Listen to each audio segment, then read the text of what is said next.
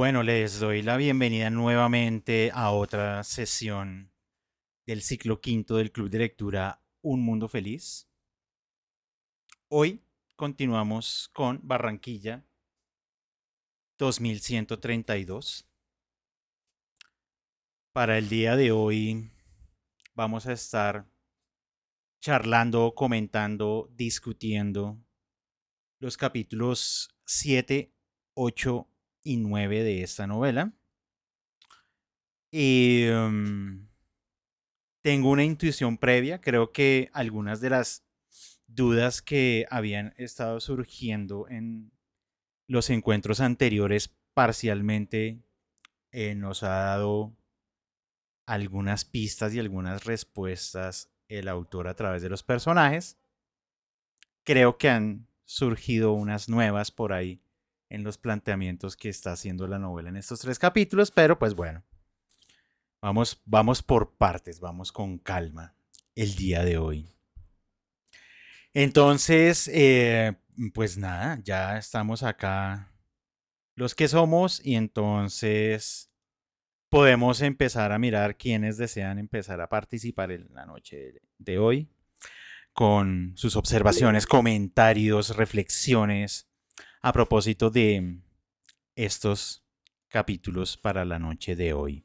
Buenas noches. Pues me llamó mucho la atención y como el protagonista, como el resucitado ahí, me parece terrible la situación de no poder comer en público, de no hacer esas celebraciones, de no poder tener hijos y que si los tienen, los cría el gobierno. O sea, son cosas demasiado terribles que yo digo, uy, no, o sea, en ese mundo yo no podría vivir porque soy muy de hacer reuniones, de festejar, de cocinar, de compartir. Entonces, esa parte me pareció terrible, como ese distanciamiento, como, o sea, cómo mostraba la frustración de ver ese mundo y de arrepentirse no haber aprovechado su tiempo, sino haber esperado a vivir ese nuevo tiempo, porque ahí manifiesta que está muy aburrido, que ya no es el mundo que él esperaba. Entonces, eso me llamó mucho la atención. Vale, muchas gracias, Clara. Sí, ahí empezamos a ver algo que ya se venía desarrollando de los capítulos anteriores, pero ya no lo presenta como de una manera más puntual, cómo es este futuro que algunos decían, pero yo no veo esa Barranquilla. Bueno, pues es que no la vemos porque no es la Barranquilla de 1932, ya no es. Es una Barranquilla de 200 años después, donde las lógicas son totalmente diferentes.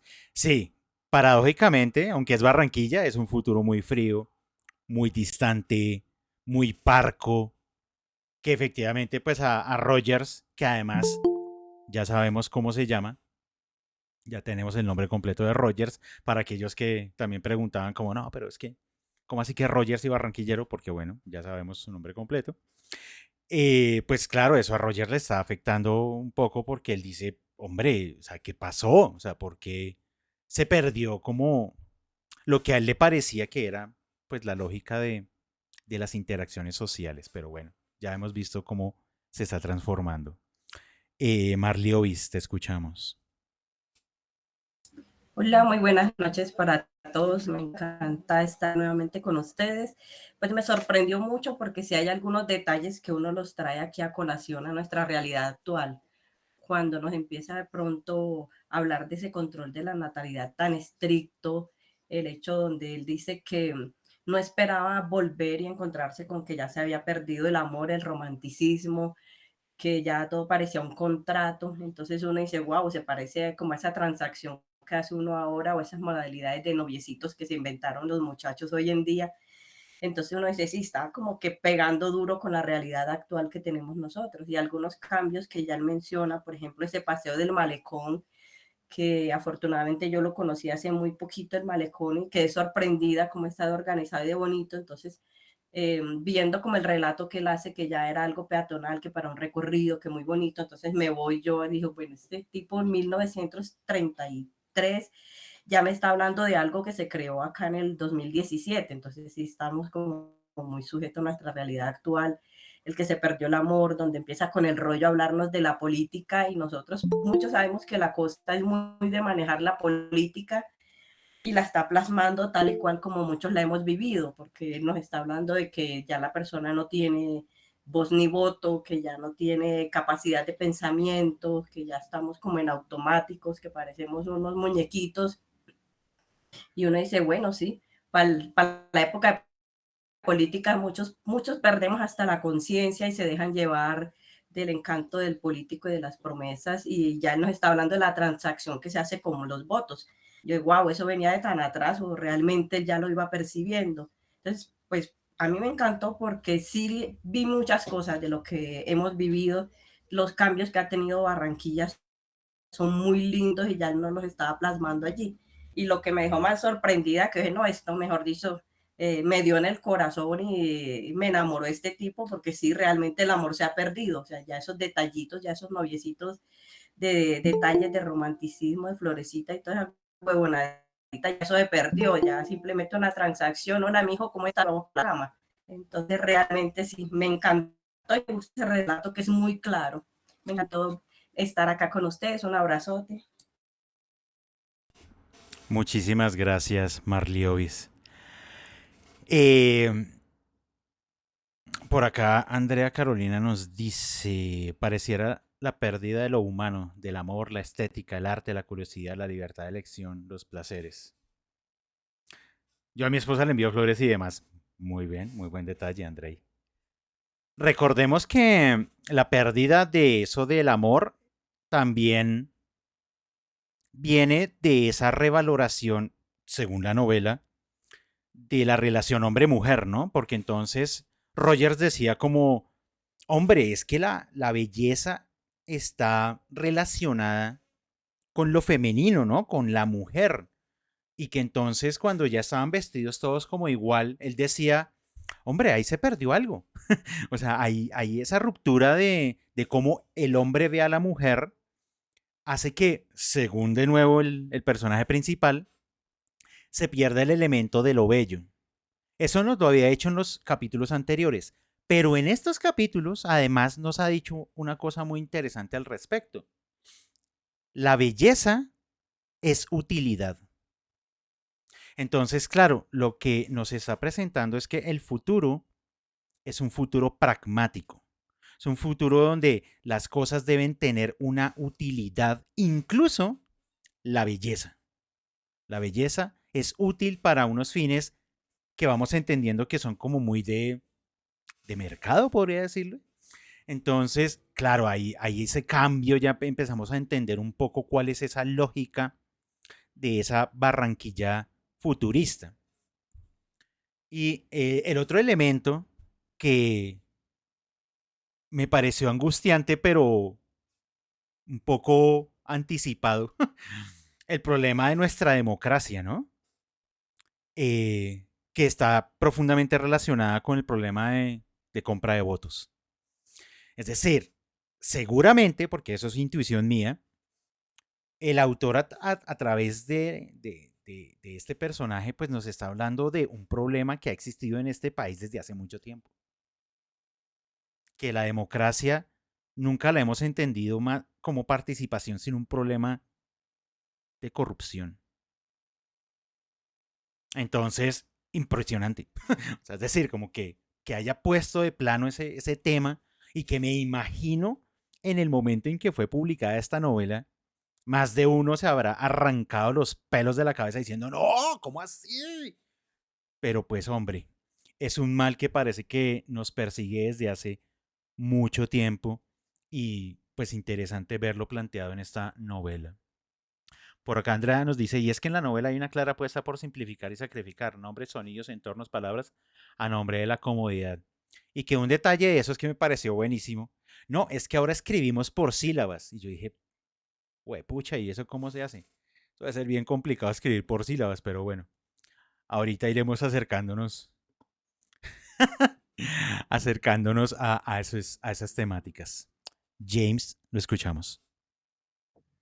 Hola, hola, buenas noches a todos, ¿cómo estás?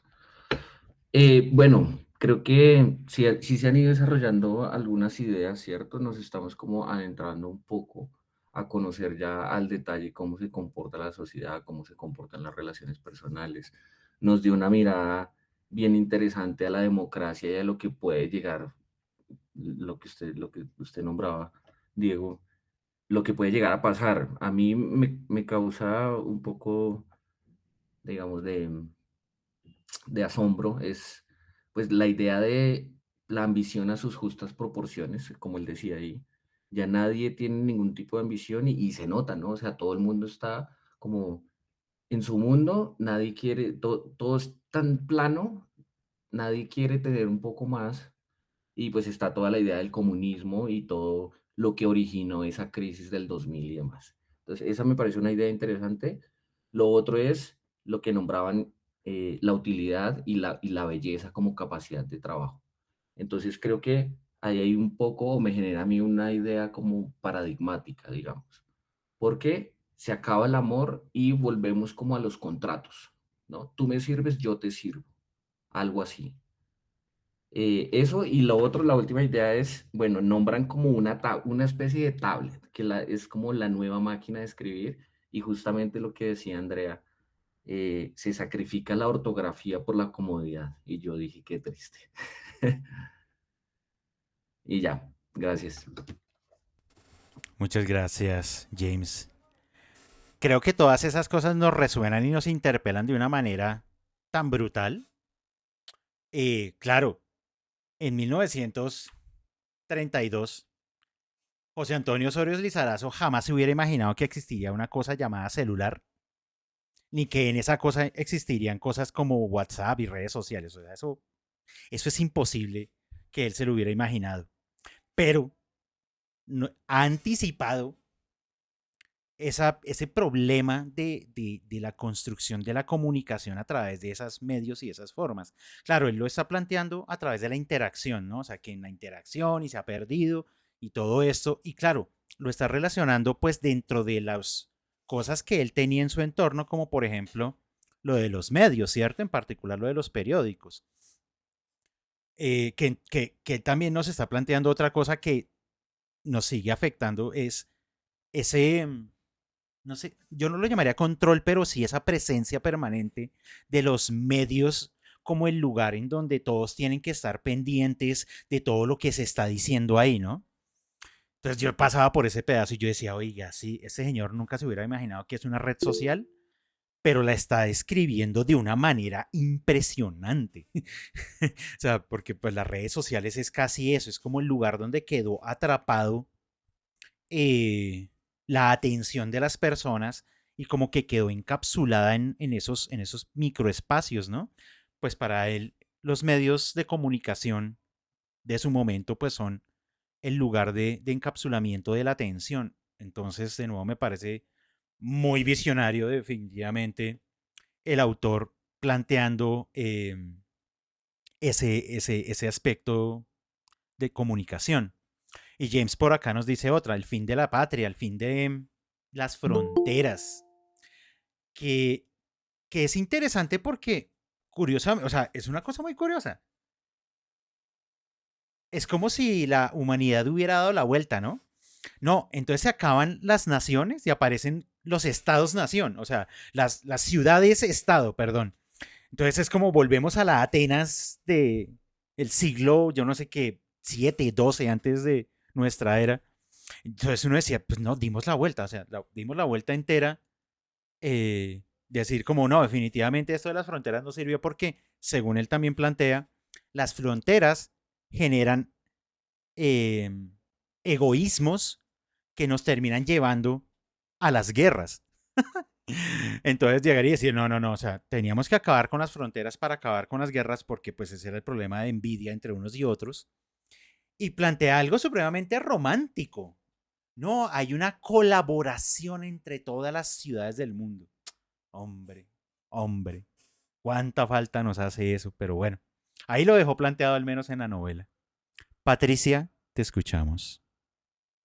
Gracias. Mira, el tema de los aviones me llevó a recordar un libro que estaba leyendo sobre la Colombia nazi y la empresa bueno, la aeronáutica empezó en Barranquilla, cuando en 1919 se creó lo que se llamaba, aquí tengo el nombre, que fue la Sociedad Colombo-Alemana de Transportes Aéreos SCADA, se llamaba, y eso fue 1919, se constituyó en Barranquilla esa sociedad que posteriormente llevó a la creación de Avianca.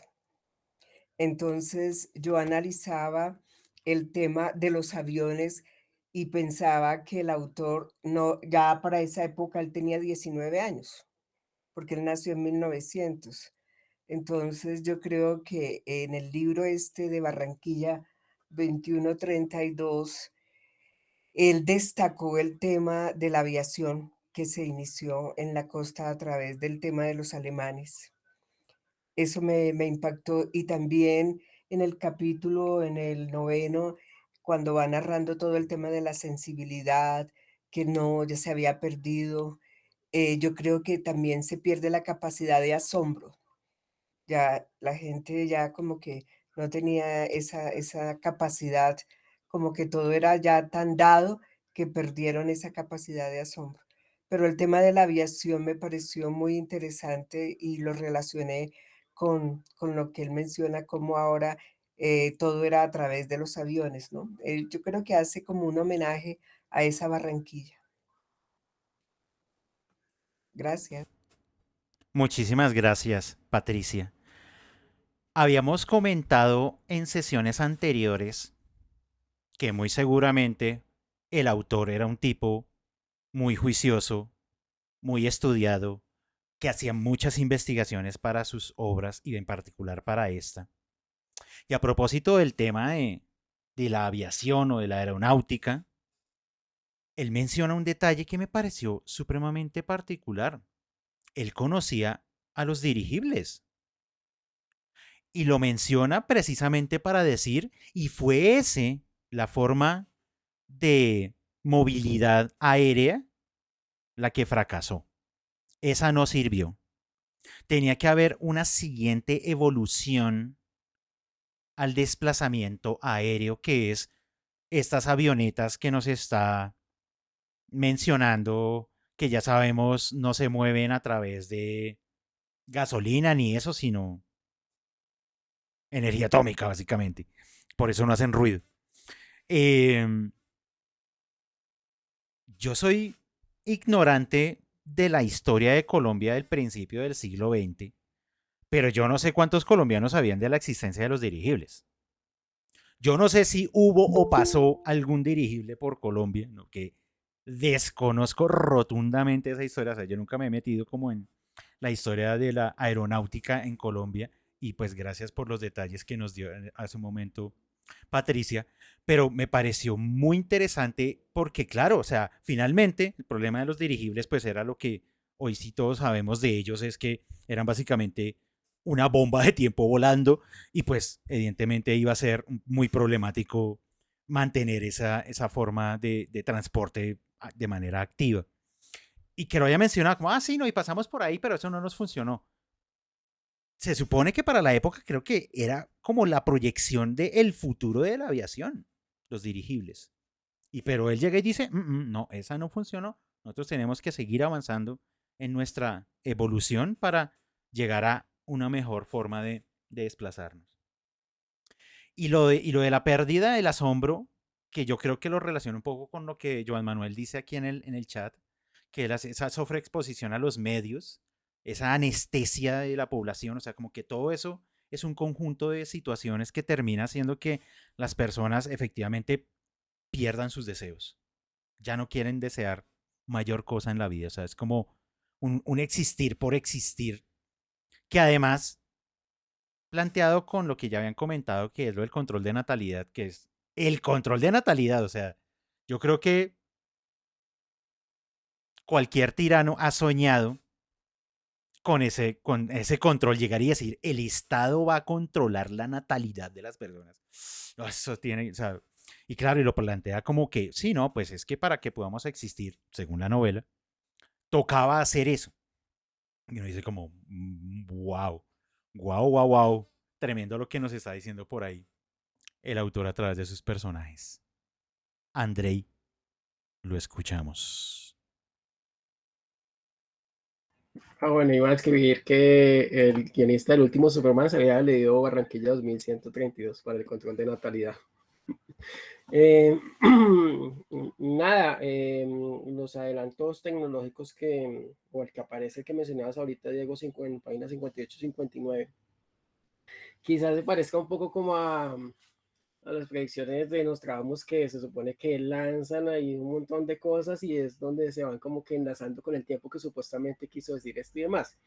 A mí me parece allí que esta máquina de escribir sencillamente podría ser un computador y pues ahí aparece la impresora y la forma de escribir con sílabas pues podría ser el texto predictivo que tenemos hoy en día en celulares, incluso ya Windows lo tiene, en Opera hay cosas, yo por lo menos utilizo Opera para navegar, no sé cómo estará, creo, no sé cómo estarán los demás, pero Opera tiene muchísimas funciones que no tienen ellos y le hace búsquedas y un montón de vainas como para sacar el jugo que ahorita pues se han ido implementando, ¿sí? Incluso allí dice que no pesaba ni medio kilo, el portátil más liviano que se ha construido creo que fue el año pasado que pesaba menos de un kilo como 900 algo de gramos y así por decirlo pues para ese entonces podría ser, ¿sí? Entonces yo comienzo por ahí por ese supuesto adelanto tecnológico que podría ser. Me cansó, me mamó la parte de la política, de la democracia, yo ya estaba mamado como ya, le pasé a otra vaina y terminó un capítulo y siguió el otro, yo no joda, yo dije en el capítulo anterior ya iba a terminar, pues ya estaba como cansado, como mamado de esta vaina de la política que lo sabemos, había unas frases por ahí memorables que me gustaron y subrayé sobre todo el Congreso, una que otra frasecita que me gustaron muchísimo. Eso al gobierno mundial, pues creo que siempre se han dicho, lo han dicho desde hace mucho tiempo que seguramente va a suceder o va a llegar en algún momento, ¿sí?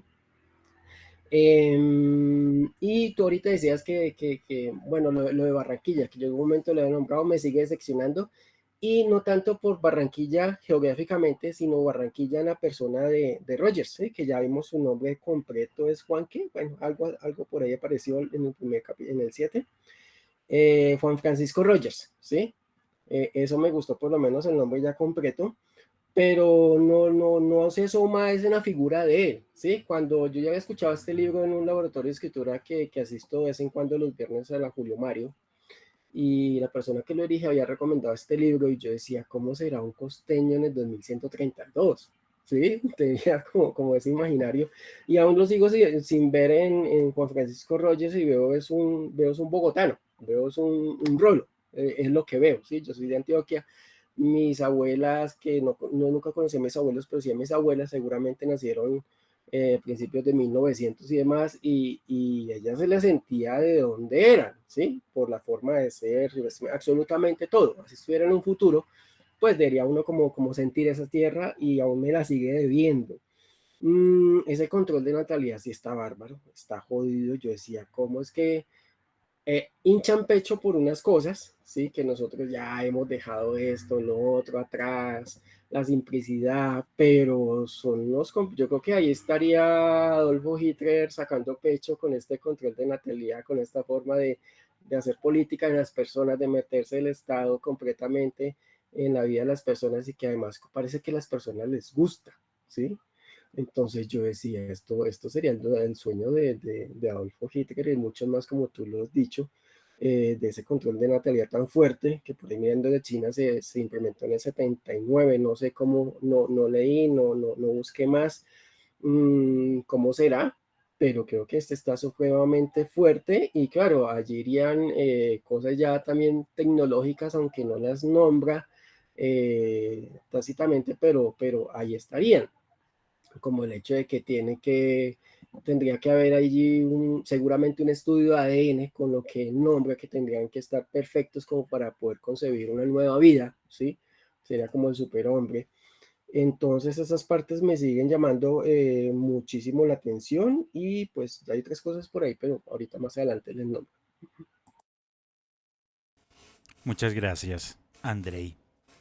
Eh, Creo que hace 8 días, si mal no estoy, habían aparecido comentarios acerca de, bueno, ¿y qué pasa con la literatura? Particularmente, más que en las artes, era como nos pensamos en la literatura del futuro, en esta Barranquilla del futuro. Creo yo que la novela aquí ya nos sacó de esa inquietud. Claro, si las personas pierden los deseos y si las artes, la belleza, está al servicio de la utilidad, pues la literatura pierde su función. Claro, porque son artes al servicio de una necesidad. Qué cosa tan terrible y qué cosa tan horrible. Es un mundo más que parco, es una cosa totalmente hueca, vacía. Y creo que ese es el dolor que siente Rogers de estar viviendo ese futuro y donde él se siente totalmente ajeno a esa realidad del futuro. O sea, él siente esa distancia que tiene con ese futuro y dice, no, es que definitivamente casi que ya no estoy entendiendo cómo terminamos en este lugar. Yo anticipo a la, a la inquietud de Andrei, se lo van a deber y eso no va a existir. El barranquillero así, no va a aparecer. No va a aparecer porque su merced ya lo dijo. Es un rolo escribiendo acerca de Barranquilla. Nada que hacer. Entonces, Juan Francisco Rogers es el rolo más rolo. Es muy rolo. Entonces, claro, es ese rolo, me lo imagino, pues es que él hablaba todavía de trajes por ahí al principio de los capítulos. O sea, es como imaginarse a un rolo en Barranquilla, o sea, con sombrero, con su gabardina en Barranquilla. O sea, así me lo imagino a él. Entonces, definitivamente, ese espíritu barranquillero no va a aparecer, porque es una visión, lo había anunciado en las primeras sesiones, muy muy de la sabana cundiboyacense, pero además es una visión muy cosmopolita de esa Barranquilla del futuro. Y ya nos ha explicado en estos capítulos por qué esa mirada cosmopolita, ¿no? Porque entonces es la anticipación a la ciudad de los rascacielos, ¿no? Porque nos está hablando de estos grandes edificios de acero. Es decir, es la anticipación de, por ejemplo, lo que hoy tenemos en el imaginario de ciudades como Nueva York, como Londres, incluso las nuevas ciudades del Medio Oriente que están emergiendo con estos enormes rascacielos, Kuala Lumpur, todo ese tipo de cosas. Eso es lo que él estaba anticipando, una ciudad de edificios grandes donde la gente ya no circula por las calles, donde a la gente ya poco y nada le importa muchas cosas, donde la emotividad es una cosa que está subsumida, rebajada, controlada. Esa es una forma de entender, me parece, lo cosmopolita, ¿no? Que entonces es como que todo se termina apareciendo en todas partes y a la larga que yo esté aquí o que yo esté en Kuala Lumpur, da lo mismo, porque todo es igual, ¿no? Finalmente, todos se parecen y todos nos comportamos de la misma manera. Entonces, Andrei, lo siento, pero eje costeño no va a aparecer. Por acá nos dicen en el chat, Gina nos dice, en China el control de natalidad empezó en los 70, pero se incorporó a la constitución del país en el 85. Recién se quitó esta ley en los años 2000. Gracias por el dato. Joan Manuel nos dice, hablan de una crisis en el 2000 en la que humanos entran en guerra contra las máquinas y se parece que al final los humanos terminan por parecerse más a estas. Sí, esa es como la paradoja que está planteando finalmente el autor, ¿no? Se pierden las emociones en términos productivos laborales se genera esta batalla entre los humanos y las máquinas. Y a la larga queda es una sociedad reducida a las ciudades. Se pierden los estados se vuelven algo como innecesario y se crea una supranación, una suprapoder, que lo llama lo de la Liga de las Naciones, ¿sí es cierto?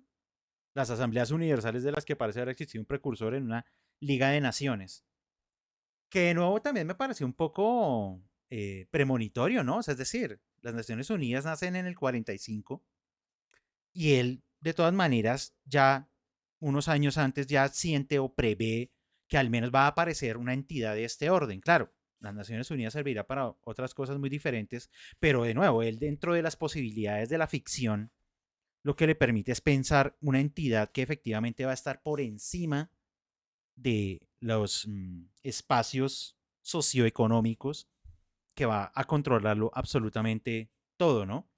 Que si ustedes son muy ávidos de la lectura de ciencia ficción, ese es uno de los temas que se desarrolla en profundidad en la primera mitad del siglo XX en ciencia ficción.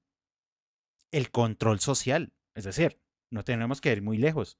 Orwell es eso. George Orwell es, en sus novelas, él está planteando el problema del control social. Y aquí, muy sutilmente, este autor nos está hablando también de ese tema. Y una última cosa antes de darle la palabra a ustedes. Andrei nos señalaba lo del elemento de la democracia y lo de la política y que se gasta 2 capitulazos hablando de eso. Y entonces uno llega y dice, pero da la casualidad de que estamos justo en la mitad de la novela. Físicamente estamos en la mitad de la novela. Y de repente nos lanza a la cara 2 capítulos donde el tipo habla y habla y habla acerca del problema de lo político y de la democracia. Y yo llegué y dije, cuando llegué a esos capítulos, a mí me parece que este es el tema que quería abordar de verdad el autor. Que él quería hacer sus observaciones, sus denuncias, sus cosas a propósito de esa situación de cómo eran las cosas antes y cómo son las cosas en el futuro. Porque de nuevo, no es de gratis que nos haya tirado en la cara 2 capítulos hablando del tema. Entonces, quizás ahí él quiso desarrollar esas ideas que tenía por ahí enclavadas en su cerebro y dijo, las voy a dejar puestas en esta novela, pero voy a continuar. Porque de todas maneras, pues no se puede quedar dando bailes y bailes en ese tema porque Andrei lo señaló. Cansa. Claro, cansa ya es demasiado, ya es como, te estamos entendiendo, José Antonio, te estamos entendiendo, tranquilo. No me lo eches tanto en la cara, vamos despacio, pasemos a otras cosas. Quiero conocer otro poquito de esa Barranquilla, quiero conocer otro poquito de la gente. Pero a mí me parece que esa era parte de las tesis que quería sostener el autor. Es el cachaco, como se dice en la costa. Sí, es un cachaco con toda. Es la idea de centros comerciales, todos son iguales, necesitan crear un entorno idéntico para asegurar el consumo en cualquier lugar del mundo. Sí, el paradigma de igualdad en nuestra sociedad es el centro comercial. Todos son iguales en cualquier parte del mundo y eso es aterrador. Creo que él dice que se crea esa asamblea luego de una guerra, si no fue que leí mal. Claro, las guerras por las fronteras, las guerras que producían las fronteras fueron las que llevaron a que desaparecieran las fronteras y con la desaparición de las fronteras apareciera esta asamblea universal que de cierta manera termina controlando lo que son estas ciudades-estado de todo el mundo. Porque, de nuevo, me parece que en ese espíritu de tecnologización de esta sociedad que nos plantea el autor, es como que él está diciendo, muchas ciudades se vuelven ciudades industrializadas. La Barranquilla del futuro lo es, y lo dice en esos términos. Barranquilla se convirtió en una ciudad industrializada, porque me parece que, claro, ese era como el sueño o el deseo de decir, ¿por qué? ¿Cuál es el sentido de una ciudad? no es tanto lo habitable, sino lo productivo. Y eso entra en mucha lógica con lo que el autor nos está planteando a través de los personajes, ¿no? Sí, pues si todo es utilidad, pues las ciudades son ciudades industrializadas, son industrias. Porque pues ¿para qué más? ¿Qué es lo único que tienen que hacer? Producir cosas y ya. Y por eso el arte no entra dentro de esa lógica de producción. Andrea, te escuchamos. Yo quiero como resaltar que me causa mucha gracia cuando enuncian el nuevo contrato social, ¿no? Entonces hablan como del auxilio, de la solidaridad y que la satisfacción no tiene que implicar el mal ajeno, ¿no? Pero eso ya existe. Entonces ya tenemos como unos principios que dicen tú no puedes abusar de tus derechos y además tenemos como un deber de solidaridad. Pero entonces este man como que lo lleva al escenario electoral, pues para criticar la democracia que le tocó a él. Y en efecto los candidatos echan mano de todas estas vainas que uno dice, ay, suena súper lindo, lo quiero, voto por usted, y también viene como la corrupción del voto, porque acá pues nadie respeta nada, porque ya todos están pues sucios, corruptos. Entonces eso me lleva a pensar como si prefiero también esta democracia en la que tengo un poquito de fuero interno, en el que me respetan, por ejemplo, el tema de natalidad, mis derechos reproductivos, o si quiero como este escenario que plantea el man, donde hay una supranación y nosotros le vamos a decir a usted incluso que es vergonzoso comer en la calle, ¿sí? Que tiene que meterse a un salón a comer algo y entonces uno como que empieza a sopesar las vainas, como, chévere estar todos cómodos con una satisfacción entre comillas, pero eso que implica de sacrificios, ¿no? Lo que decíamos ahorita, como, bueno, ese apartado cuando el man dice como, ¿por qué me mencionas tantas palabras si pudiste haberme dicho sí? Y nosotros como que somos apasionados con las palabras, o ahora con los stickers o los memes, no sé. Entonces, como poner eso en la balanza todo el tiempo, como que el man te está interpelando, como elige, o sea, ¿tú qué quieres? Esta democracia obviamente tiene muchos defectos, pero ese futuro también me parece espeluznante, o sea, que en serio todos seamos iguales, que vistamos iguales y que en serio nos digan cómo sentir, me parece terrorífico. Gracias, Andrea. Y yo creo que por eso camino vamos, ¿no? Lo que pasa es que no en la escala ni en el control, porque claro, hay un detalle muy particular en la novela porque, de nuevo, él es hijo de su época. ¿Cuál era el mayor miedo en 1932? Que el Estado se metiera en las cosas del individuo. Pero ¿quién se terminó metiendo en las cosas del individuo hoy? Evidentemente no es el Estado, es el mercado. Y el mercado terminó haciendo lo mismo que hacía ese Estado en nuestra época. Porque ¿qué pasa? Nos controlan nuestros gustos, nos controlan nuestros intereses, nos controlan lo que consumimos, nos controlan por quién votamos. Es decir, terminó pasando lo mismo, pero claro, el autor no podía imaginar bajo ninguna circunstancia que iba a ser una entidad no estatal la que nos terminaría controlando en nuestras maneras de interacción. Claro, era impensable que el mercado, que esa idea del capitalismo era el que, como una cosa casi abstracta, nos iba a terminar controlando en nuestras maneras de interactuar. Y que claro, nosotros somos una sociedad un poco aplacada por esa idea del mercado. Muchas veces creemos que nuestros gustos y nuestros intereses son nuestros, pero que tanto dependemos del algoritmo de las redes. Porque es que hoy en día parte de nuestro problema pasa por ahí. Que nosotros creemos que es que los gustos los he fabricado yo, cuando quizás la misma red nos está fabricando nuestro propio gusto y nos termina reforzando una idea que le gusta a muchos. Pero yo digo, no, eso es mío, eso es solo mío. Este señor definitivamente visionario sí es.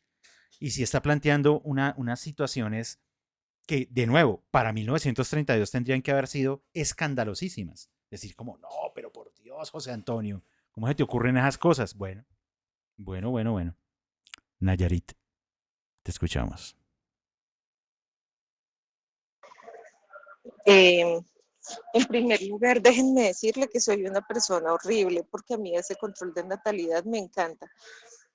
Y también me encanta que todos nos vistamos igual y me encanta que no me anden viendo las curvas ni que me anden diciendo nada. Y no tengo problema con renunciar a la gula, porque para mí, o sea, yo tengo una percepción de que la voz que estamos oyendo es esencialmente la de Rogers, ¿no? Entonces, es como si hoy, es como si hoy trajéramos a alguien de los años 1600, y lo trajéramos hoy acá a esta realidad y dijera, pero ¿cómo así que los negros son libres? ¡Qué asco! ¿Sí? ¿Cómo así que las mujeres tienen pantalones? ¡Qué asco! O sea, este es un señor que se levanta 200 años después y que está acostumbrado a andar viendo a las mujeres como se les da la gana, o sea, andar volteando a verlas y verle el escote y morbosearlas por la calle y de repente eso se le acabó. ¿Sí?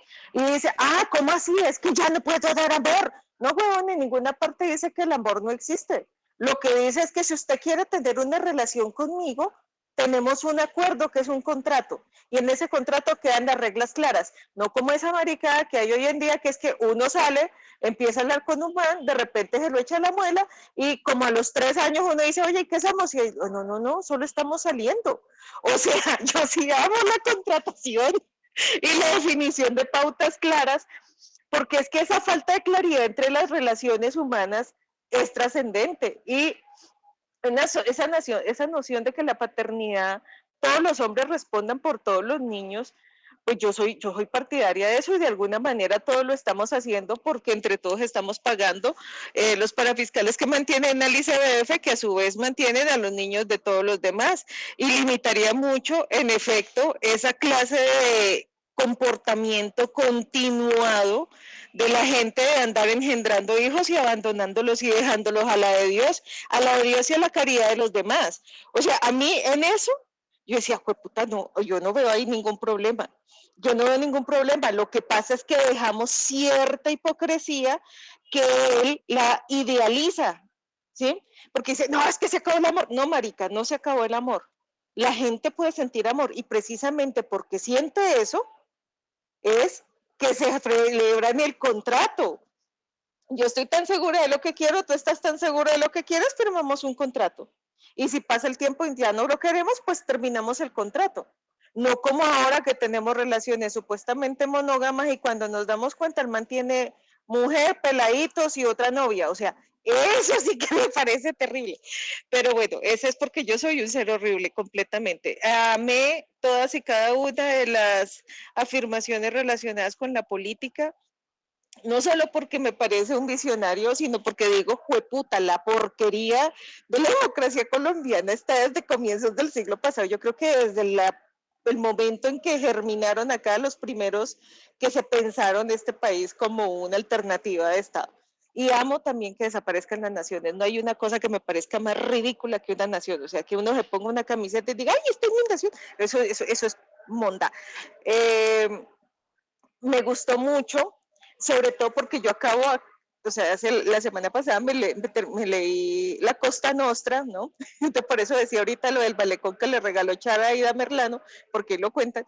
No, pues que huevón, es exactamente lo mismo que está pasando hoy, es lo que narra él que ocurría en esa época y que muy seguramente mientras permanezca este mismo sistema alrededor del señor dinero, pues va a seguir. O sea, esta dinámica de voy a ceder mi capacidad de autonomía, de crítica, de pensamiento y de elección a cambio de cualquier cosa. Lo vendo por un ladrillo, por un pastel o por un discurso. Y compro el discurso sin analizar nada y desde que todos vociferen yo estoy contento. Y entonces uno mira el Congreso de la República actual, ¿no? Y hay personajes que su único mérito fue vociferar en el momento preciso, en el lugar preciso, y eso ya les consiguió los adeptos. Entonces, siento que en efecto en él yo veo algo que también identifiqué mucho en Asimov, y es que entendían la humanidad y sabían para dónde iban.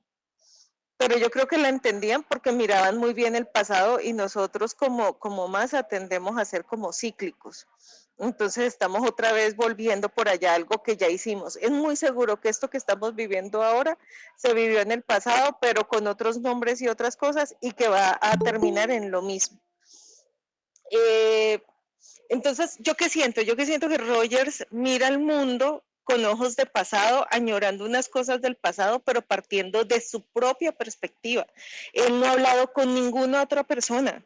Él está partiendo además de lo que le dicen otros. Esto es como escuchar un testimonio de oídas, como el chisme que escuchó alguien, pero que yo no estoy seguro de si eso ocurrió.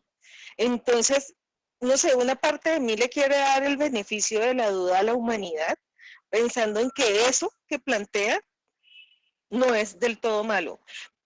¿Por qué? Porque en ningún lugar me manifiestan que sea una dictadura. ¿Sí? Y eso por un lado. ¿Sí? En ningún momento dicen que yo esté obligado a eso.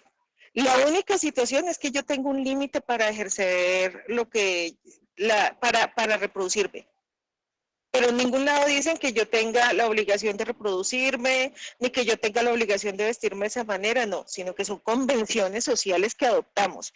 Y en ningún momento me dicen que haya una persona que ejerza sobre mí la autoridad para decirme yo con quién tengo que celebrar o con quién no tengo que celebrar contratos.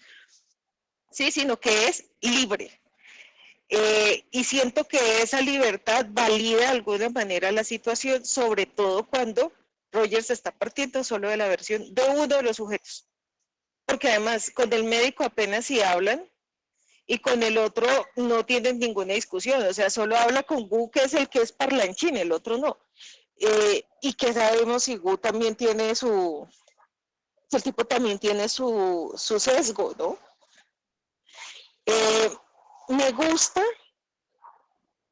que yo siento también que que ya lo de la política pasó, o sea, que que me pareció tan fuera de lugar, porque fue un soliloquio, una vaina que yo decía, marica, pero ¿quién te aguanta tanta conversación? Y más de política, o sea, esto hablándolo, ¿cuánto tarda? Y hablándolo sin un tintico y sin comer nada, peor, marica, o sea, más denso se hace. Entonces, siento que, o sea, cruzo dedos porque este tema no me vuelva a salir en el libro, porque me parece tedioso y porque no aporta nada. No aporta nada, o sea, ya sabemos que hay una desaparición de unas instituciones reemplazada por otras. Me gusta que se haya quitado la noción del dinero como fuente, digamos, de intercambio comercial limitado.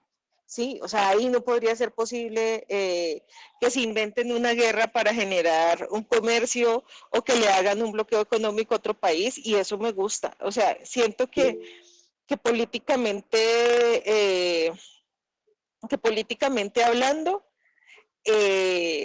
tiene un sentido bastante utópico. Y en lo que tiene que ver con lo relacional, es más una noción trágica. Es como, o sea, yo no sé, pues, claramente yo soy un ser horrible, pero yo conozco gente que es feliz pues en estas relaciones donde tienen dolor, pasión, celos, esta noción de lujuria, esto de maltratarse mutuamente y mostrarse poderío, que desaparece de acuerdo con el relato que hace en esta situación, que es una relación más tranquila, más calmada. Sí, y eso, o sea, yo digo, pero no le veo tanto lío. Le veo lío a que me lo obliguen. A eso sí le veo lío, y yo no encuentro obligación. Y otra cosa, y es frente a cómo nosotros vemos la noción de genéticamente perfecto. Porque en ningún lado de lo genéticamente perfecto para la reproducción de crías humanas se dice color de piel, por ejemplo. Genéticamente perfecto, o sea, el color de piel es una cosa que es casi que azarosa. ¿Qué es genéticamente perfecto? Entonces, una persona que no tenga, no sé, genes que le vayan a dar daños en la pituitaria, que generen gigantismo o enanismo o que vayan a nacer con ceguera o con sordera o sin un miembro, ¿sí? Entonces dice, en la medida de lo posible se interviene y si ya no alcanzamos y nace, se le lleva a un lugar. O sea, nadie dice, apenas nazca el niño lo matamos, ¿sí? Entonces, ¿en qué medida eso es diferente al hecho de cuando una persona quiere tener una maternidad programada, planeada y responsable y de repente durante las pruebas del embarazo se da cuenta que tiene una enfermedad congénita que hace que este feto pues vayan a hacer con malformaciones y decida interrumpir voluntariamente su embarazo? Ninguna. Solo que el Estado acá lo cobra y lo hace de gratis. Sí, y de hecho ahí sí siento que no hay ejercicio de la voluntad porque le dice, mire, si usted lo tiene, sepa que ese ser no va a poder reproducir. Pero además, si tenemos en cuenta que todos los niños son criados por todos, nadie ejerce ese poder de soberanía que pretenden los padres tener sobre los hijos, ¿no? Porque muchos padres, pues no sé los suyos, pero la mía por lo menos a ratos sí, cree que todavía es pues un ser soberano sobre mis decisiones, ¿sí? Pero en este caso, pues siento que las relaciones filiales consanguíneas van a ser también distintas a las que nosotros conocemos en la actualidad, porque no es lo mismo una relación en la cual tú eres como casi que parte de uno de los objetos de la familia, cuando eres bebé y no puedes determinarte, a un escenario en el cual eres parte de la familia de todos y con todos tienes la misma relación. Precisamente hablan de una gran hermandad y eso también tiene mucho sentido. Sí, porque de hecho, creo que era Saramago que decía que Caín mató a Abel fue por amor a Dios, porque realmente él estaba tan desesperado de que Dios tuviera un favorito que él quería ser también querido de esa misma manera. En una noción de hermandad donde yo no tenga que luchar por el amor de mis padres, pues yo me puedo tratar mejor con el otro porque el otro es mi hermano. ¿Sí? Y más si tenemos en cuenta que otra vez el dinero cambia la relación, o sea, la noción de dinero que nos han mostrado acá de forma leve es un dinero que no tiene tanto poder como el que tiene actualmente. Entonces, estoy lista para ir en el 2132. Muchas gracias, Nayarit. Yo he llamado a la visión que da el autor una visión cosmopolita. Pero para ser justos en la expresión, es una visión moderna. Totalmente moderna.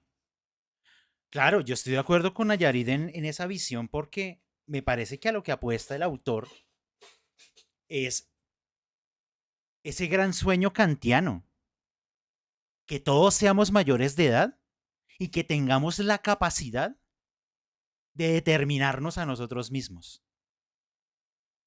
Y me parece que este autor, a través de esta novela, está reflejando ese ideal moderno de llegar y decir, somos capaces todos de llegar a ese nivel.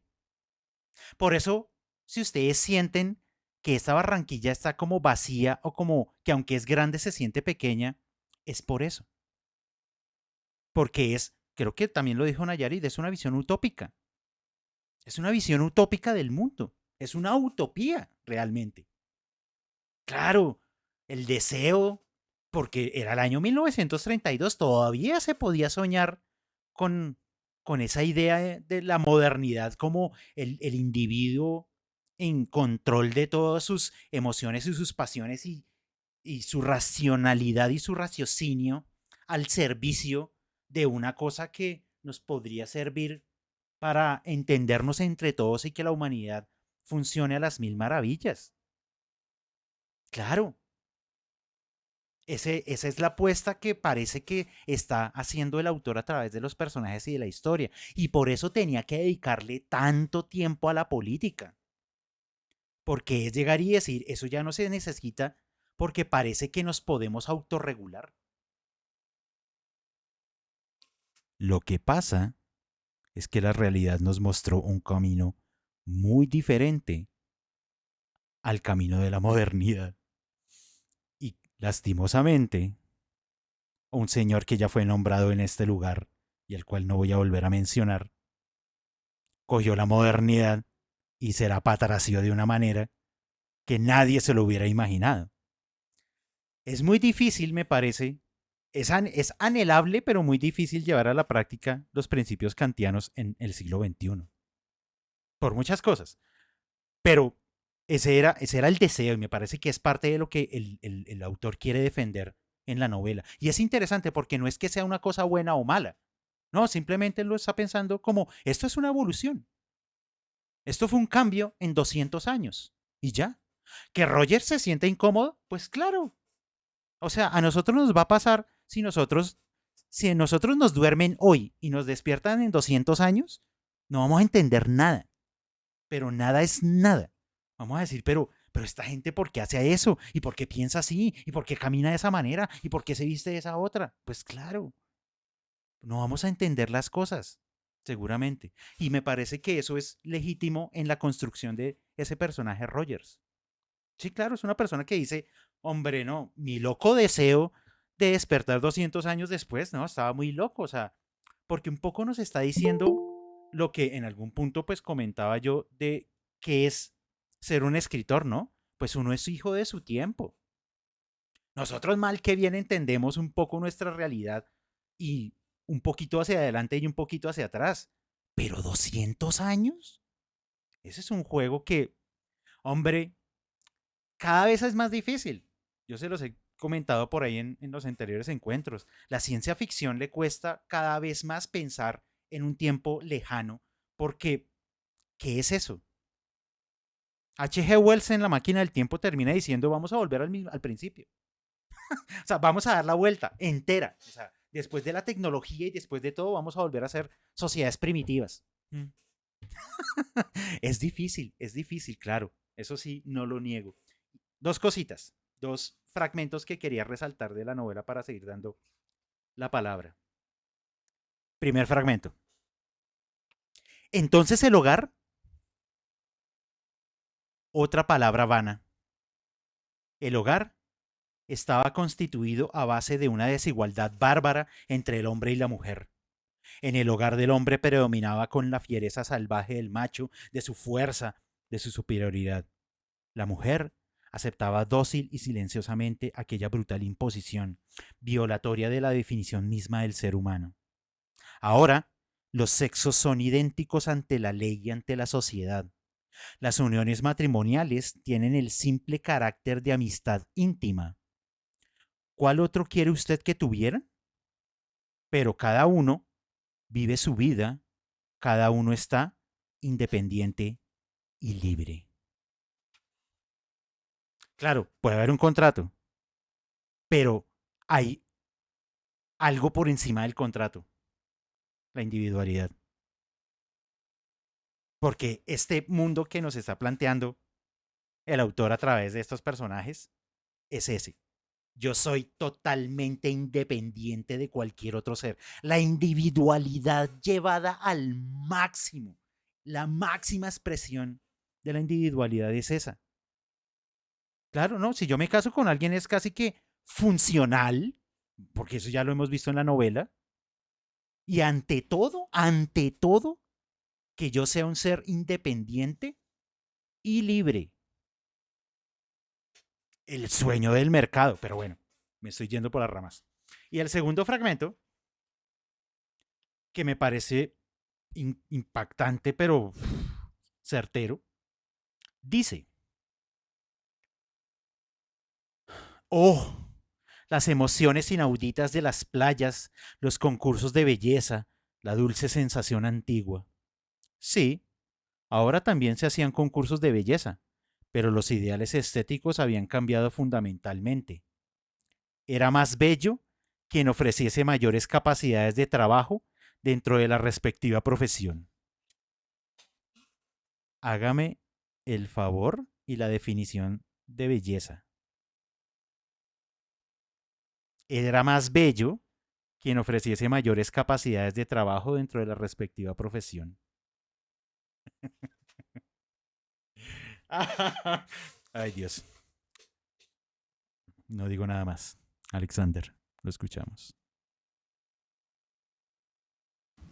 Hola, compas, buenas noches. No, muy satisfecho ahí con los capítulos que hemos leído, porque me parece que la cosa se pone interesante. Estoy muy de acuerdo con algunas apreciaciones, sí. André, y digamos, bueno, varias personas, algunas como Nayari, algunas personas han dicho, le hace falta como carnecita al relato, ¿no? Como que, bueno, mucho diálogo, que está bien, pero digamos, situaciones, eventos, hechos palpables, descripciones, poder visualizar ese mundo, ¿sí? A veces hace falta para poder sacar conclusiones, ¿no? Entonces, solamente como con discurso, como que uno no termina convenciéndose, pero digamos que en ese discurso, que yo también lo veo como todo un discurso moderno, ¿cierto? Me parece interesante que también hay unas críticas ahí, como unas pequeñas frases así que son como bien chéveres, porque dan en un punto donde es visionario el autor, ¿no? Cuando, por ejemplo, él dice que el gran fracaso del comunismo, sí, me parece que ahí está hablando un poco como un poco sobre las trampas de la modernidad, cuando quieren totalizarlo todo, ¿no? Entonces, digamos, la gran caída de los metarrelatos que ocurre tiempo después, digamos, en la filosofía, en la sociología, hace una crítica a eso, a que los metarrelatos están viendo un mundo totalizante, ¿sí? Que tanto, digamos, lo democrático como el comunismo quieren un mundo ya pensado para el futuro, tal cual como se lo piensan en el presente, lo quieren tal cual en el futuro, ¿sí? Entonces, cuando habla del gran fracaso del comunismo, quiere decir que, digamos, la modernidad también ve la vida un poco como a blanco y negro, ¿no? Que si no se dio el comunismo como se lo pensaban en esa época, ¿sí? En Rusia y todo esto, como que no va a ser. Va a ser como lo piensan en Rusia o no va a ser, ¿sí? También dice como que la democracia es una farsa. Y eso me parece súper chévere porque en esos pedacitos me parece que es muy lúcido lo que dice sobre la democracia. Y en la democracia pasa igual un poco como con el presente, ¿no? Se piensa en la ciudad, en la sociedad ideal y todo este cuento. Y me parece que el personaje ahí está tomando una posición que es muy interesante porque, como lo dice Nayarit, ¿sí? Como lo dijiste tú, Diego, también, como que se está tornando un poco el discurso como en una utopía, pero no digamos que una utopía que da miedo también, ¿no? Un poco como que, por ejemplo, la utopía del socialismo daba un poquito de miedo porque parecía como el cielo de los cristianos, ¿no? Algo así, ¿no? El paraíso de los cristianos, donde nos vamos a dar la mano hasta con los animales, ¿sí?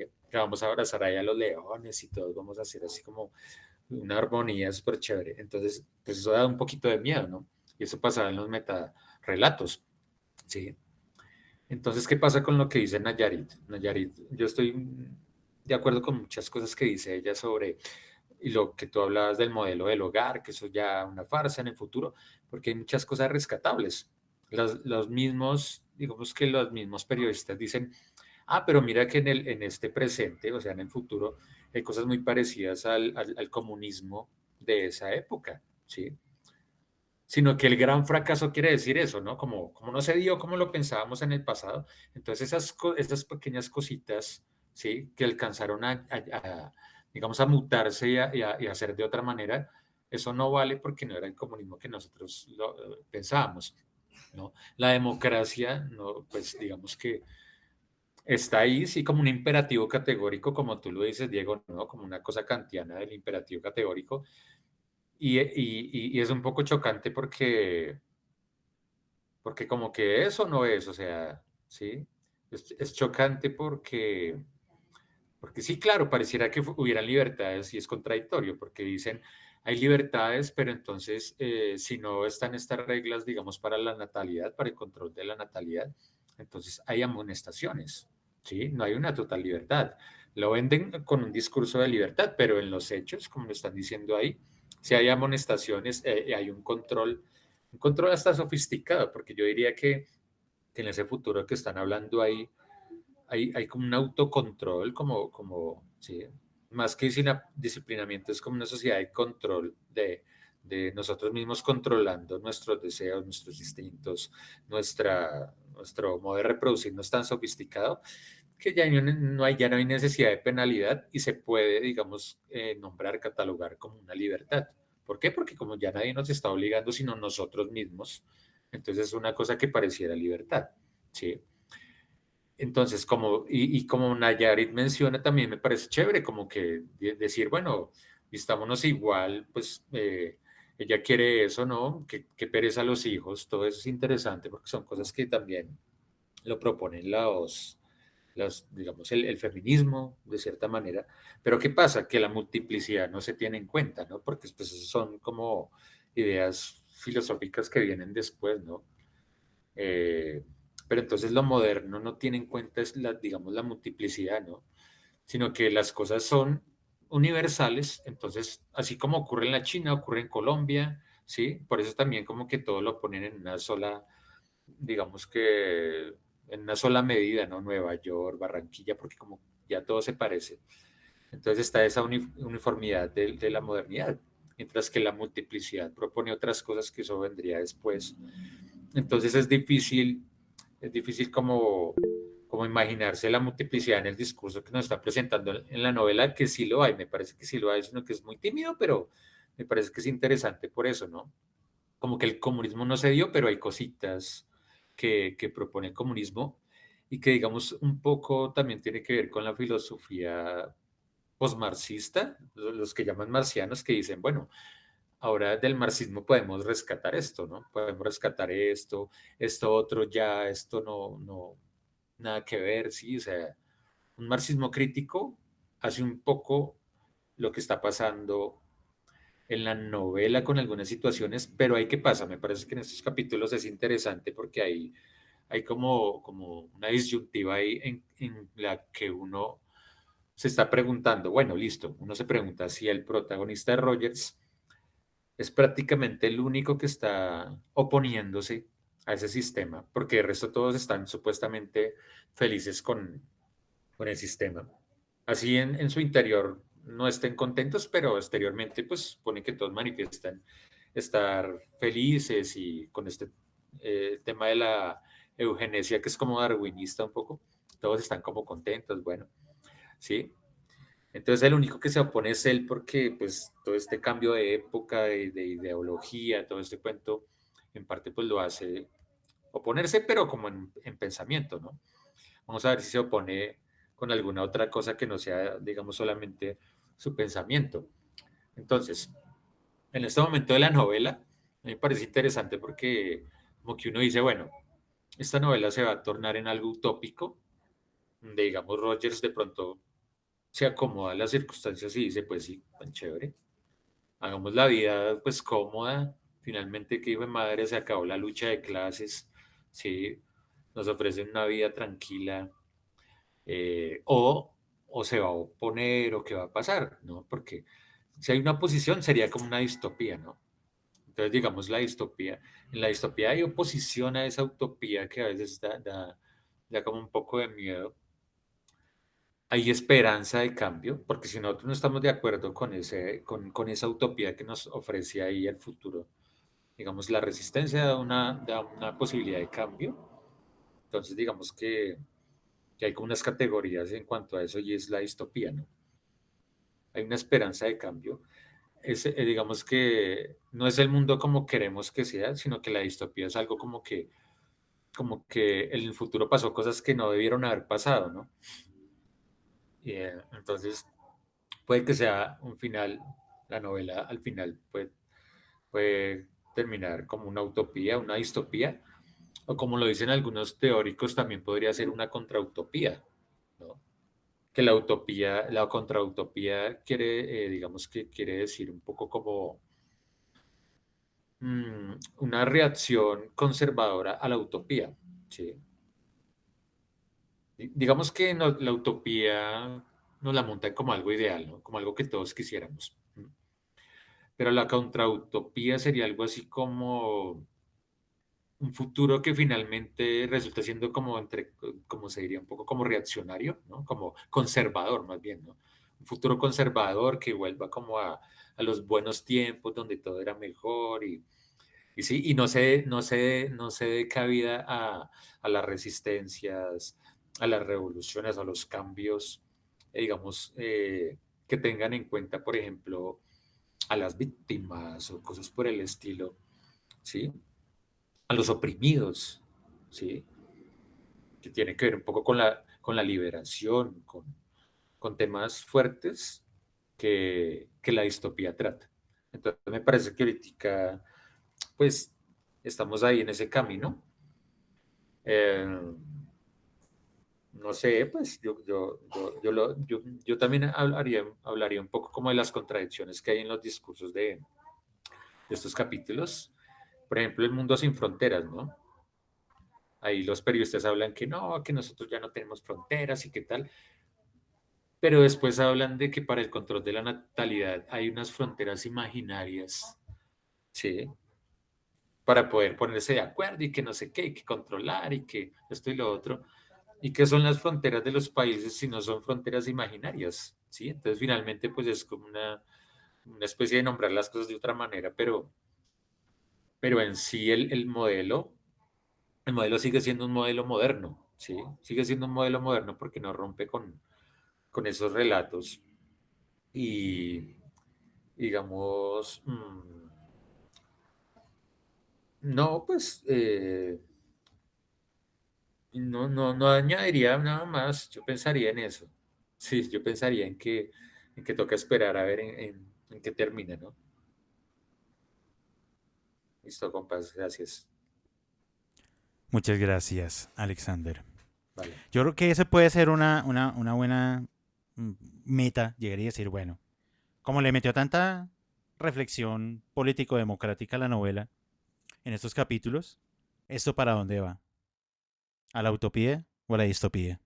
Y entre utopía y contrautopía yo ya no sé a qué temerle más, pero bueno, ambas me dan un poquito de miedo. Andrei, lo escuchamos. Bueno, yo opté por hacerlo de mis sesiones pasadas y era escribir las ideas porque no se me van. Algo bueno que me pareció fueron los concursos de belleza, obviamente no en las líneas que ahorita leíste Diego, ¿sí? Porque ahí sí estarían contentos son los negreros de las grandes empresas o pequeñas empresas, negocios y demás, estarían solamente contentos. Y no creo que los concursos de belleza en sí, porque existan, sean malos, sino sería cómo es que existen o cómo es que han existido, ¿sí? Creo que han habido pequeños cambios en donde creo que ya las señoritas, por lo menos Colombia, pueden ser mamás. Antes no podían, si no estoy mal. O como asistimos alguna vez que, si no estoy mal, fue en los 90 o principios de 2000, una mujer negra que era hermosísima, brillante y todo, y no la escogieron sencillamente por ser negra en Colombia, ¿sí?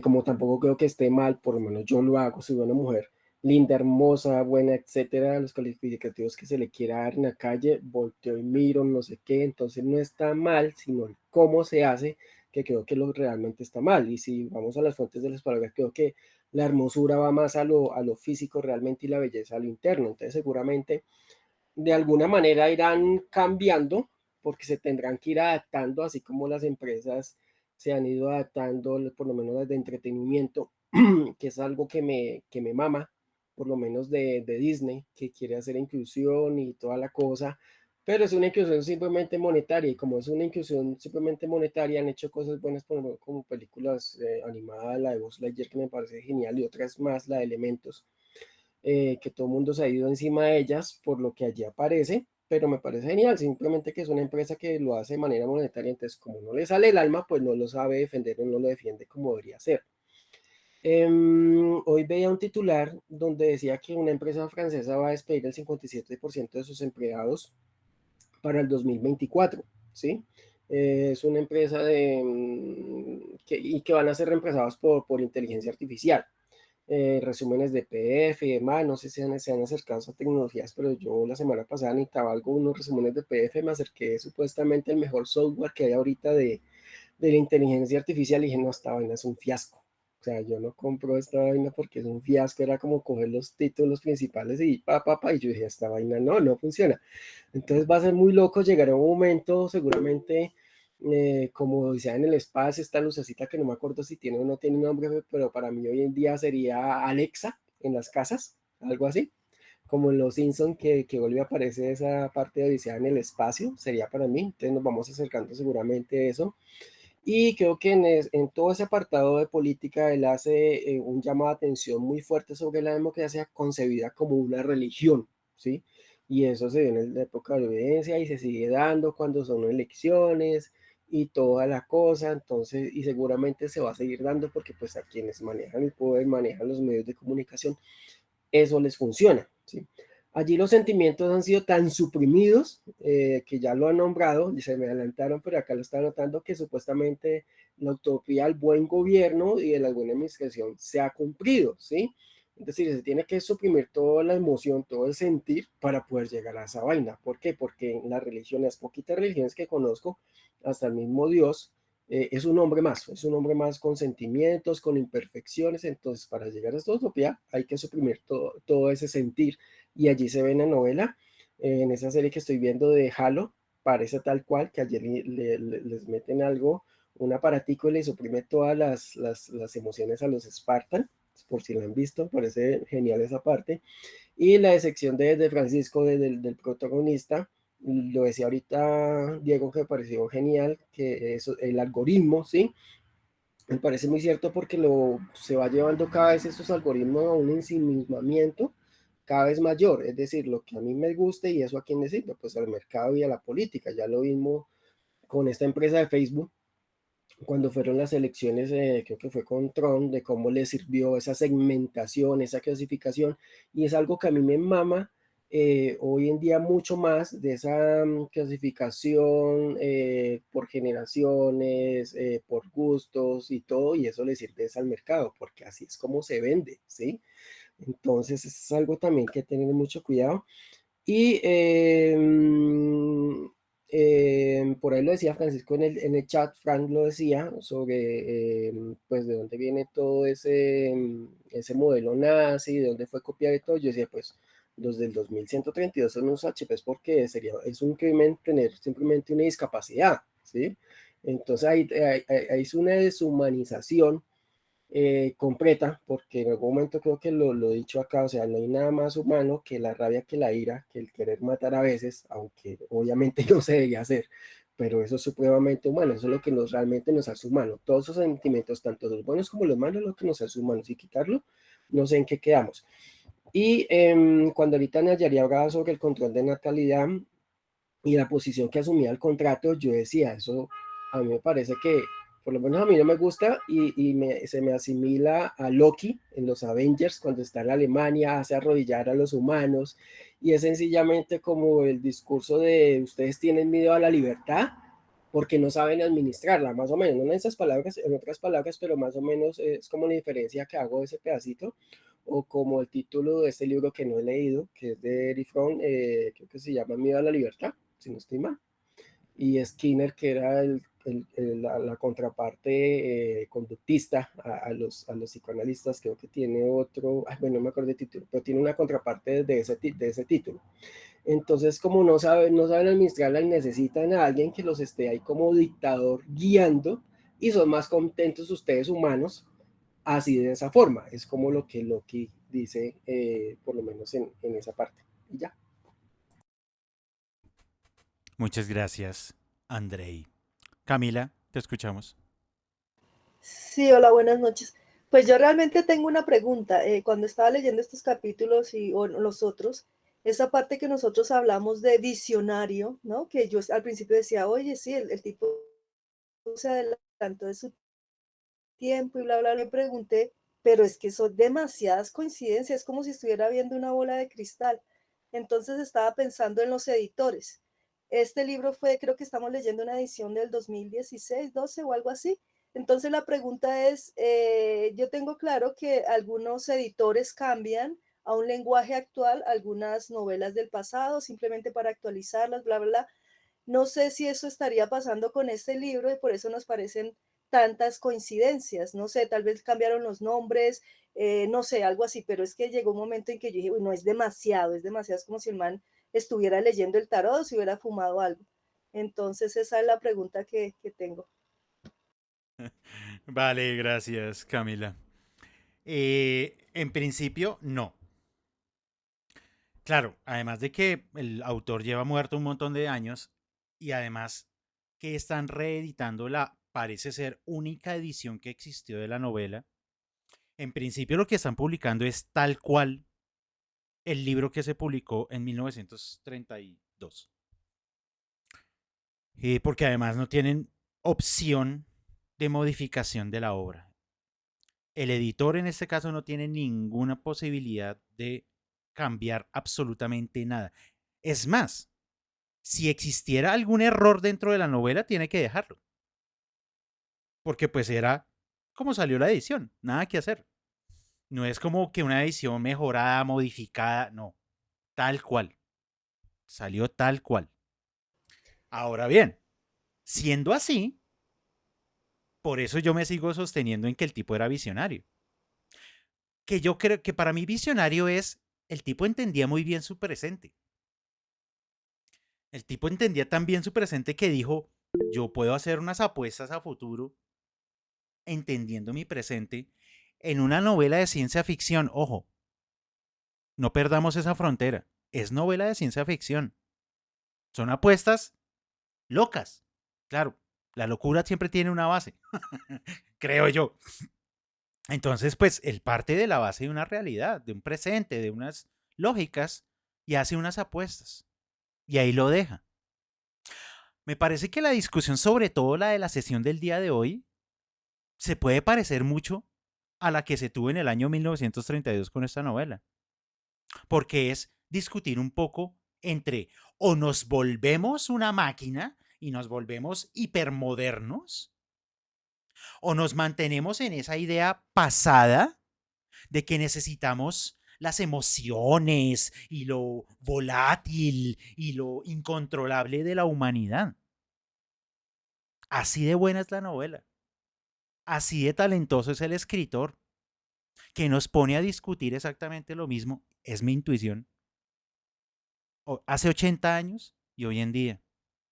Creo que esta novela es interesante por eso, porque seguimos reflexionando algo que nos está interpelando de cierta manera, por las lógicas en las cuales nos encontramos enmarcados hoy en día. Y es, ¿me la juego a ser un hipermoderno? ¿Realmente tengo la posibilidad y la capacidad de un autocontrol llevado al máximo y entender la vida de esa manera? En la novela se supone que, hasta donde entendí, parte de la crisis del año 2000 era que en el año 2000 había 10.000 millones de habitantes.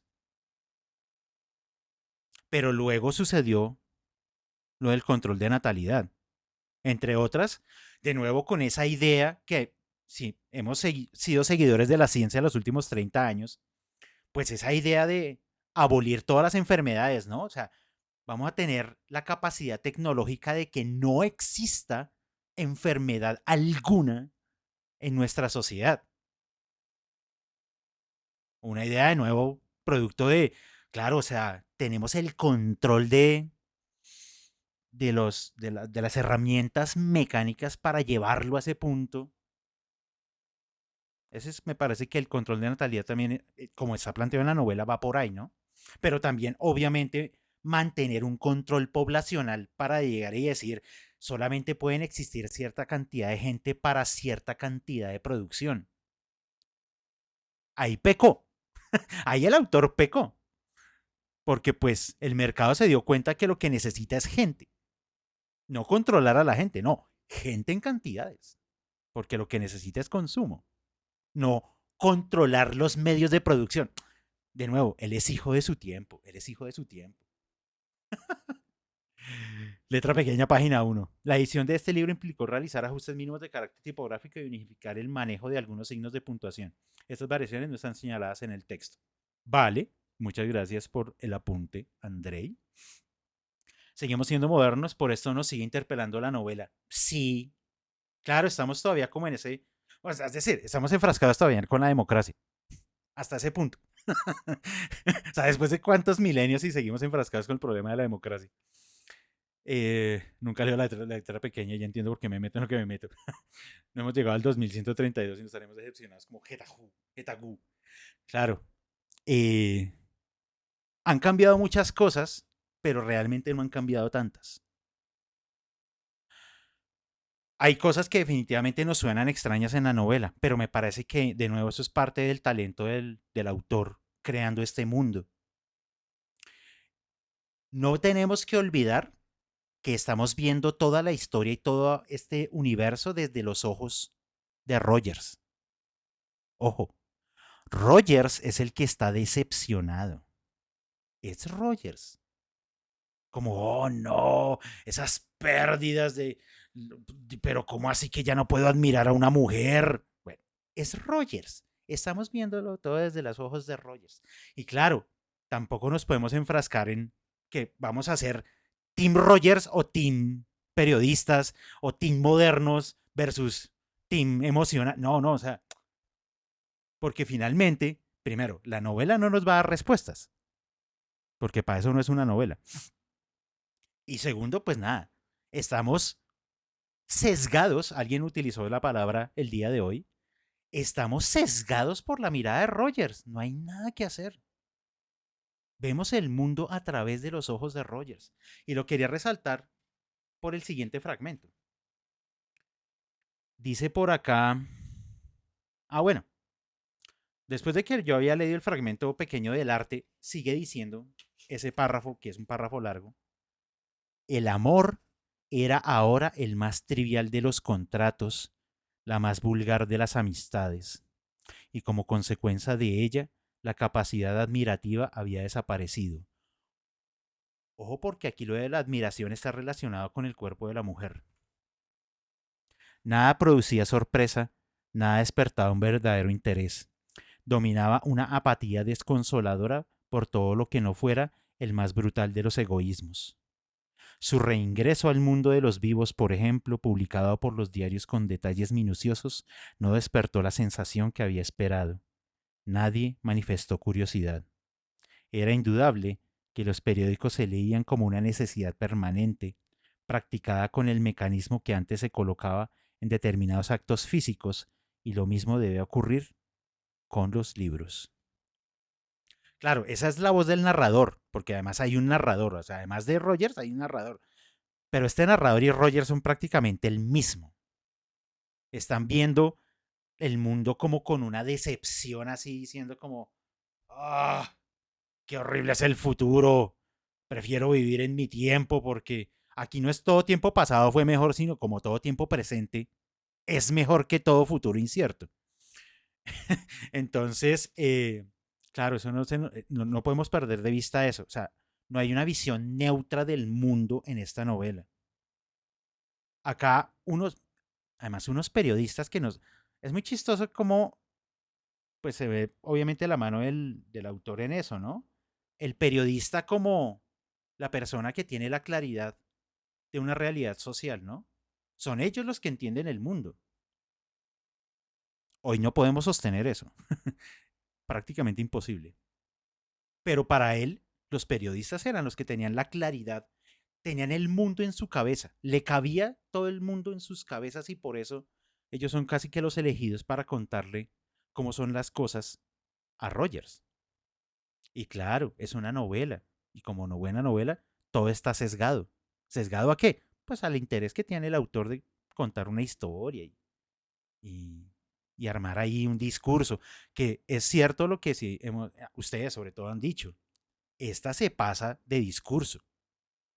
Como que en este punto de la novela ha estado perdiendo narrativa y como que se está anclando demasiado la idea de un discurso. Y uno es cuando dice, la novela es buena,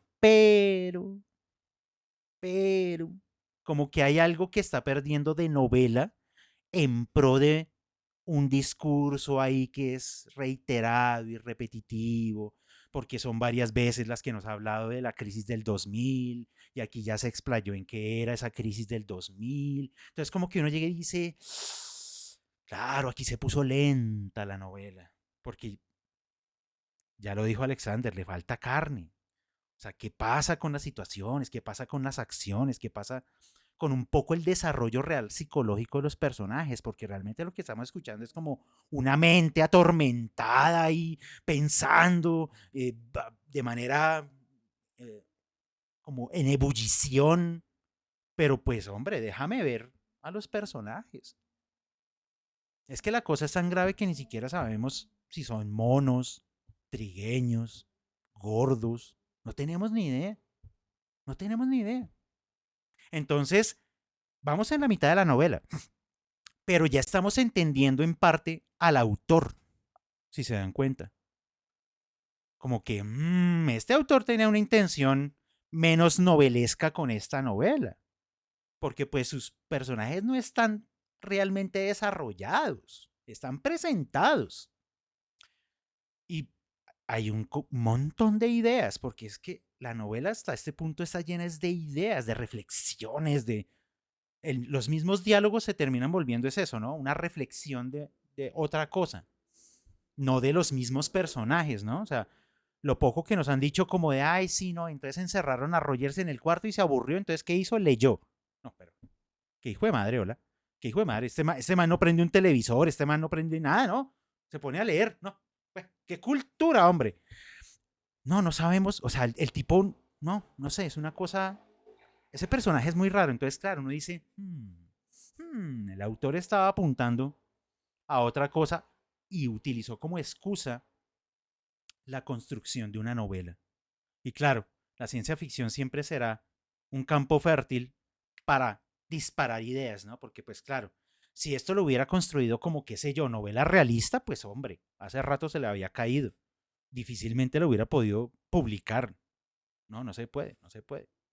Tocaba apuntarle a esos visos de ciencia ficción y de crear un futuro posible y todo este tipo de cosas para hacer las reflexiones que nos ha presentado hasta el día de hoy.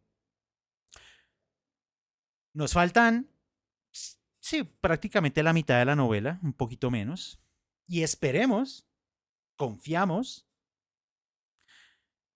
en que el autor no nos va a soltar la mano y simplemente nos va a decir como, bueno, esto dejó de ser novela y de aquí en adelante esto termina siendo otra cosa. Ojalá vuelva y nos agarre suavemente las manos y nos vuelva a conducir hacia el lugar de la historia.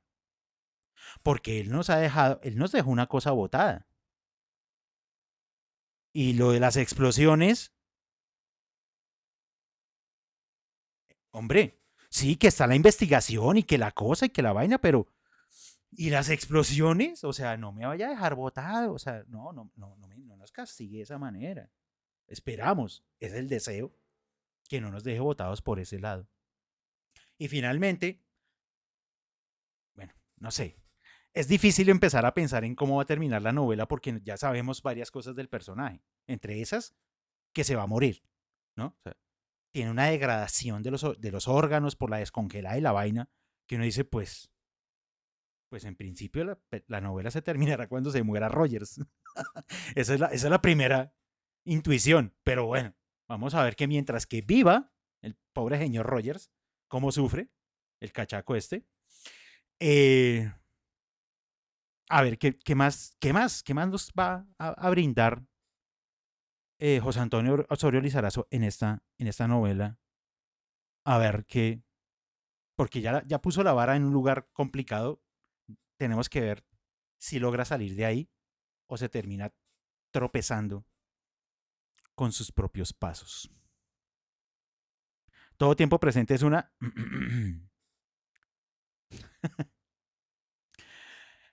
Para ser corta está siendo muy repetitiva, sí.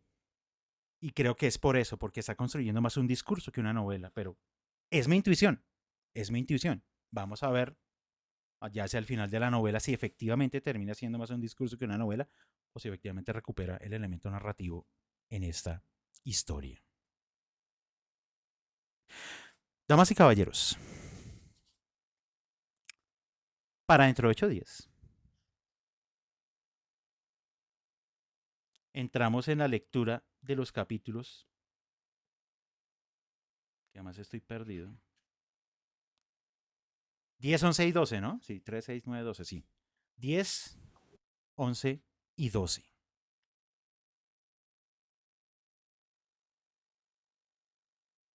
Sí. 10, 11 y 12. Confiemos en que termina siendo novela, en que no pierde su condición de novela. Porque mal que bien, y eso sí hay que rescatarle al autor, nos tiene discutiendo cosas muy importantes de nuestra realidad. Eso sí se lo tenemos que abonar al autor y a su obra. Que esta novela que estaba olvidada, yo no sé en qué biblioteca o en qué anaquel, y fue rescatada por estos editores, nos tiene hablando de cosas importantes, de cosas relevantes, de cosas que nos están interpelando profundamente en el año 2023.